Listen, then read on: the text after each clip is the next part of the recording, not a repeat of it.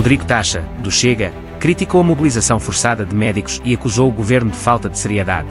Já Alexandre Poço, do PSD, defendeu a resposta política ao acidente do elevador da Glória, enquanto Fátima Fonseca, do PS, alertou para riscos no orçamento do Estado.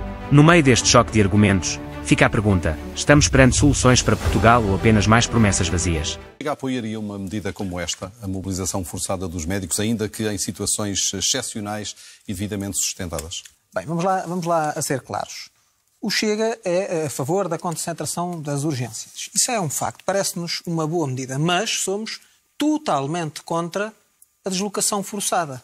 E este ponto é extremamente preocupante. Aliás, este tema é para nós um tema nobre. Nós temos vindo no Parlamento ao longo dos tempos e das várias legislaturas, desde que estamos presentes na Assembleia da República, a apresentar várias propostas, digamos assim, para melhorar a realidade salarial e também de trabalho dos médicos portugueses. E, em nosso entendimento, para que a realidade que hoje temos possa mudar, esse é o caminho, não é forçar um profissional. Então, mas qual é a solução? Não fazendo a mobilização forçada, como é que se garante que essas urgências estão de facto abertas se há falta de profissionais? Dando incentivos verdadeiramente sólidos e atrativos para a classe médica, porque, convenhamos, falou-se em 500 euros brutos por mês. Todos sabemos aqui que 500 euros brutos por mês não é nada, não tem como rivalizar com outras oportunidades que os médicos têm noutros setores e, portanto, com valores desta dimensão, ainda que a ideia de valorização salarial até possa existir, não se traduz em absolutamente nada. Obviamente que não somos, digamos assim, isto não é à vara larga e, portanto, tem que haver um rácio, o Estado tem que ter a capacidade de pagar. Claro que tem que haver esse cálculo, mas, objetivamente, vamos ser objetivos. Qualquer português que nos acompanha lá em casa compreende isto. Oferecer 500 euros brutos a mais de salário a um médico para ir trabalhar para uma zona para onde ele não quer, 500 euros brutos ao fim do mês não é nada. Num setor em que os médicos podem alcançar, enfim, cenários laborais muito, muito melhores, como aliás todos nós sabemos, eu penso que isso é do conhecimento público. Mas mais importante, e isso preocupa-nos também, aliás foi noticiado até no público, passo o nome sem querer fazer a publicidade e pela própria FNAM, que os incentivos para as urgências regionais desapareceram da proposta do Governo. E que os suplementos para quem integrasse o novo modelo que agora aqui estamos a discutir não constam da proposta enviada aos sindicatos. Isto é gravíssimo, porque vamos lá ver, isto é uma demonstração cabal de falta de transparência e, desculpem, tenho que utilizar a palavra, de falta de seriedade do Governo para com a classe profissional com a qual estabelece agora contacto. Parece-nos absolutamente inaceitável. Onde é que está a transparência desta negociação? Isto não nos parece viável. Aliás, falou-se, como disse, nesse valor de 500 euros brutos a mais por mês. No documento, que tanto quanto foi noticiado, foi recepcionado, diz-se que as próprias deslocações são inerentes às funções e, portanto, desta forma parece o próprio Governo eliminar a condição que daria direito, digamos assim, a uma compensação extra. Portanto, há aqui alguma confusão. E há falta de bom senso. Eu confesso-me, para terminar, eu estou verdadeiramente preocupado com o que se passa na saúde no nosso país. E não é por qualquer vontade de atacar a Sra. Ministra da Saúde, mas, de facto, a Sra. Ministra da Saúde já mostrou e continua a mostrar que não tem condições para tutelar a pasta. E faz mais parte do problema do que da solução nesta altura?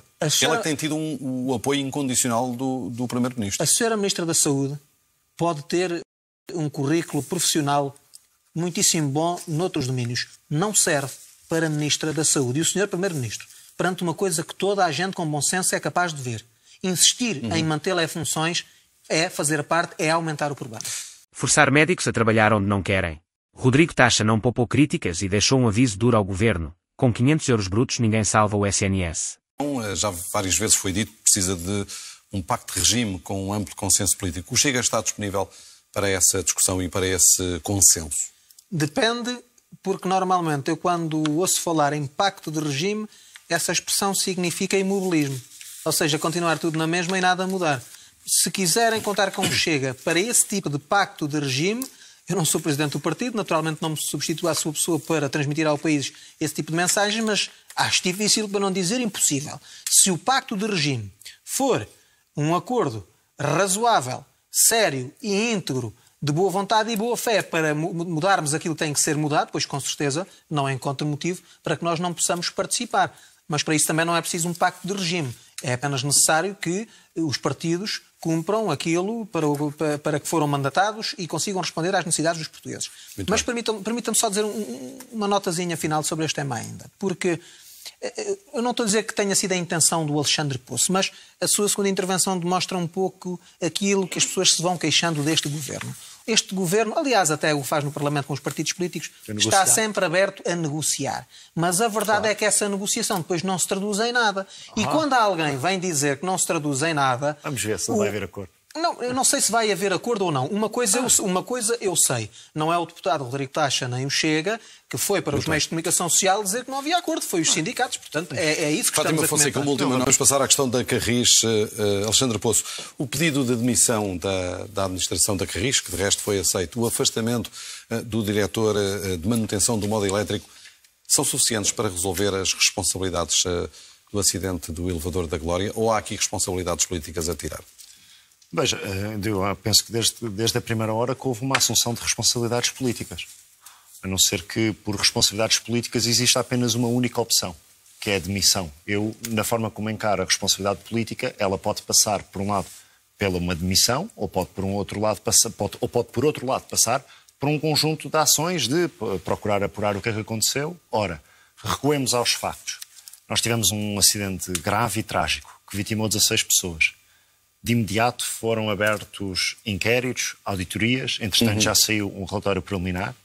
É destacar até que a administração da Carris, logo no dia ou nas horas seguintes, colocou à disposição o seu lugar. O Presidente da Câmara Municipal de Lisboa entendeu que naquele momento esse não devia ser o caminho, mas agora, conhecido um relatório preliminar, que ainda é preliminar e, portanto, ainda teremos de aguardar pela versão final, mas que releva um conjunto de factos graves, seja do ponto de vista do cabo, da manutenção que devia ser feita e que alegadamente não foi. Por isso é que é preciso ter... Mas não há responsabilidade política Não, mas neste veja, é preciso ter algum cuidado quando nós estamos a falar. Ou seja, eu tento que nós, primeiro, não devemos politizar uma tragédia, por outro lado, perceber que a responsabilidade política é um conceito que pode levar a uma demissão, por outro lado, pode levar a um conjunto de ações que passam por assumir o problema de frente. Ora, aquilo que, no meu entendimento, e bem, a atual administração da Carris fez foi analisar aqueles que são um conjunto de factos e de verdades que chegaram ao conhecimento de todos por este relatório que surgiu esta semana e tomar uma decisão bastante nobre, assumindo para si as responsabilidades de um conjunto de anomalias que tiveram um resultado trágico na vida de pessoas. Rodrigo Taxa, eu penso que este é um bom processo de fazer uma avaliação, uma análise, esperar pelos resultados, de retirar as responsabilidades. Nós temos ainda um relatório que é... Alexandre Poço defendeu que, no caso do acidente do elevador da Glória, a responsabilidade política não se resume a pedir demissões imediatas. É preciso apurar os factos, avaliar relatórios e só depois tirar conclusões. Preliminar, há uma auditoria independente que está em curso. Quando estas conclusões forem definitivas, há de facto aqui uma discussão de responsabilidades políticas a ter? Ora bem, essa discussão já existe. Eu tenho uma opinião absolutamente contrária àquela que o Alexandre aqui disse. Começo por isto para que as pessoas que nos estão a ouvir percebam que é um ponto de vista bastante sério e objetivo. Com certeza que eu não considero que o Presidente Carlos Moedas tinha qualquer interesse em que uma tragédia destas acontecesse ou, muito menos, lhe imputo qualquer responsabilidade no sentido de ter, nem que fosse por omissão, feito alguma coisa que pudesse levar a qualquer tipo de morte ou problema. Não é isso que está em causa. Mas vamos lá ver uma coisa. Nós somos políticos. Não vale a pena dizermos que os políticos têm que assumir responsabilidades e, quando surge o momento de assumirmos responsabilidades, não o fazermos. Esta responsabilidade política que eu considero existir e que o Presidente Carlos Moedas não admite, era a mesma que eu exigiria para mim se fosse o Presidente da Câmara de Lisboa, perante um cenário desta natureza, mesmo que se reunissem na minha pessoa as condições que eu verti quando comecei esta intervenção. O Presidente Carlos Moedas, com certeza, que não tinha qualquer desejo que esta tragédia acontecesse. Mas aconteceu. Ele é o Presidente da Câmara, tem influência direta na Carris e, portanto, tem que assumir a responsabilidade política. A tutela direta é de Filipe Ana Correia, neste caso o número 2 da Câmara. Certo, mas quando é assim por delegação, diz a lei que é como se fosse do próprio Presidente da Câmara. E mais, eu quero dizer uma coisa que me chocou particularmente. O Presidente Carlos Moedas agora veio elogiar a coragem da admissão do diretor da Carris e do Conselho de Administração. Não há nada para elogiar. Aquilo que há para condenar é essa mesma demissão não ter sido ordenada pelo próprio Presidente Carlos Moedas. Portanto, assumir responsabilidades aos políticos não significa atacar a pessoa do político. Significa tão somente isto. Se andamos sempre a dizer na nossa vida como políticos que temos que assumir as responsabilidades, então temos mesmo que o fazer e o Presidente Carlos Moedas deveria tê-lo feito. Rodrigo Taxa não poupou críticas e foi direto. Para ele, o Presidente Carlos Moedas não podia simplesmente elogiar demissões na Carris, tinha de assumir ele próprio a responsabilidade política pela tragédia no elevador da Glória. Segundo Taxa, ser político é assumir consequências quando elas chegam, e Moedas falhou nesse dever. Fátima Fonseca, o PS já pediu a demissão de Filipe Ana Correia Correia, o número 2 da autarquia, tutela a Carris. Isso resolveria o problema das responsabilidades políticas? Essa conversa iria levar-nos muito longe e a vários episódios que aconteceram no passado no nosso país. De pedidos de responsabilidade a Fernando Medina. Pedidos de responsabilidade a várias pessoas. Eu recordo que, por exemplo, quando faleceu uma grávida, quando Marta Temido era Ministra da Saúde, foi imenso o coro de votos que se levantou imediatamente a pedir a demissão da Senhora Ministra, o que aliás veio a verificar-se. O que aliás até foi elogiado logo em seguida pelo facto de ter assumido essa posição. O meu ponto aqui é apenas e eu creio que é o que importa sublinhar. Nós não podemos ter dois pesos e duas medidas no que diz respeito à responsabilidade política, e a responsabilidade política muitas vezes mistura-se com a responsabilidade técnica. O que é que eu quero dizer com isto? Quando as circunstâncias ou as catástrofes são de uma tal magnitude que afetam a percepção pública acerca da atuação do Estado, da legitimidade ou da capacidade de atuação do Estado, alguém tem que dar a cara. Alguém tem que ser responsável politicamente. Aconteceu, por exemplo, com Jorge Coelho.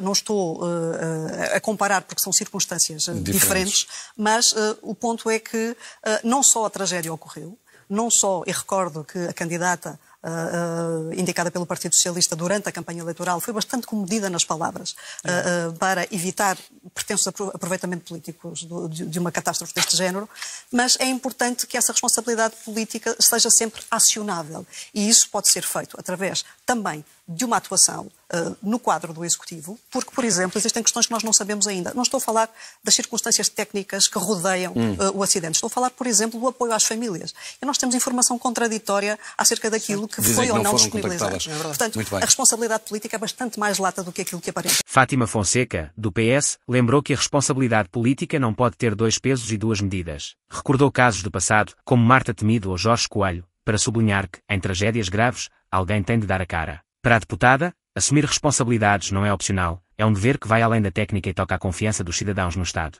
Nós vamos para o minuto final para cada um, relativamente ao Conselho de Finanças Públicas, que considera que o cenário orçamental do Orçamento do Estado para o próximo ano levanta dúvidas. O Governo aponta para um excedente de 0,1% e o Conselho para um déficit de 0,6%. Alexandre Poço, um minuto. Nós encaramos estas análises como fazendo parte daquela que é a avaliação dos instrumentos que o Governo vai colocando em cima da mesa. Mas temos de ter aqui algum olhar crítico sobre aquilo que aconteceu no último ano, em que nós tivemos várias entidades a pronunciarem-se. Recordo, por exemplo, que no passado ano o Banco de Portugal fazia também previsões muito catastrofistas e depois a realidade desmentiu. Aquilo que nós estamos muito confiantes é que, olha, traga aqui até esta imagem, que em 3 anos vamos conseguir baixar a dívida pública cerca de 10 pontos percentuais. De 96,9% para 87,8%. E mais, não sou só eu que o digo.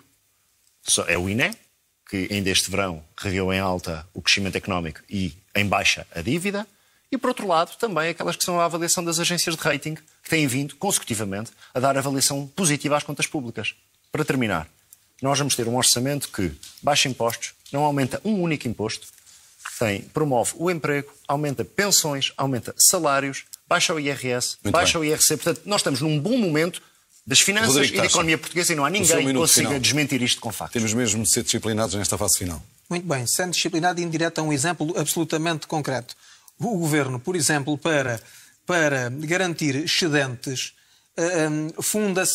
fia-se na Virgem, como se costuma dizer, por exemplo, numa rúbrica de venda de edifícios. É como se nós, na nossa casa, porque o Orçamento de Estado é como se fosse o orçamento da nossa casa, e eu dizer assim à minha mulher ou aos meus filhos, que ainda não os tenho, mas dizer à minha mulher, olha, o nosso orçamento vai ficar muito melhor, vamos ter um excedente na conta bancária porque eu vou vender um edifício e, portanto, vai entrar dinheiro. É uma declaração de intenções, mas eu não tenho a certeza se vou conseguir vender o edifício. Portanto, com o Governo é exatamente igual. E os dividendos a receber. Exatamente, portanto... Mas que a dívida a baixar... Alexandre, espera aí, deixa-me só terminar, que era o meu minuto. E não tem problema, não tem mal. Mas só para terminar dizendo isto. A explicação de rúbricas que tentaste aqui fazer, eu não digo que seja negativa. Os portugueses devem ter conhecimento. Mas o Governo tem que explicar estes pormenores que eu acabei de explicar com a franqueza como se estivesse a falar para nós lá em casa. Vamos discutir isto de forma mais profunda. Fátima Fonseca, um minuto final. Eu penso que o Alexandre vai entrar na competição pelo otimista mais irritante. Não. Porque aqui é mais um realismo. Aquilo que me parece é que, na verdade, aquilo que o Conselho de Finanças Públicas vai dizer foi dar razão aos alertas do Partido Socialista. Nós temos um orçamento em que temos uma despesa subestimada. Nós não sabemos qual é a previsão de despesa, por exemplo, associada às medidas de habitação, às medidas com a defesa. Tememos que a redução para 1,6% nas despesas correntes da saúde possa significar um desinvestimento na saúde e não percebemos como é que vai ser compatibilizado com todo este folgo de negociação para as carreiras. Portanto, e por outro lado, como o Rodrigo referiu, as dúvidas acerca da sustentabilidade do orçamento são enormes e, portanto, alicerçar a previsão da receita em contribuições extraordinárias, de facto, parece-nos a nós muito imprudente. Portanto, é preciso voltar à responsabilidade e ao foco na sustentabilidade para podermos ter um futuro bastante mais... Neste debate, falou-se de saúde, com Rodrigo Taxa a rejeitar a mobilização forçada de médicos e a acusar o Governo de falta de seriedade. Discutiu-se a tragédia da Carris, onde Alexandre Poço pediu cautela e investigação antes de culpas políticas, enquanto Rodrigo Taxa exigiu que Carlos Moedas assumisse responsabilidades. E no fim, o orçamento voltou a dividir, otimismo de uns, prudência de outros. Mas afinal, quem tem razão? O Governo, que promete milagres sem aumentar impostos, ou a oposição, que alerta para a falta de transparência? A palavra é sua. Portugal está no caminho certo ou a repetir os mesmos erros de sempre?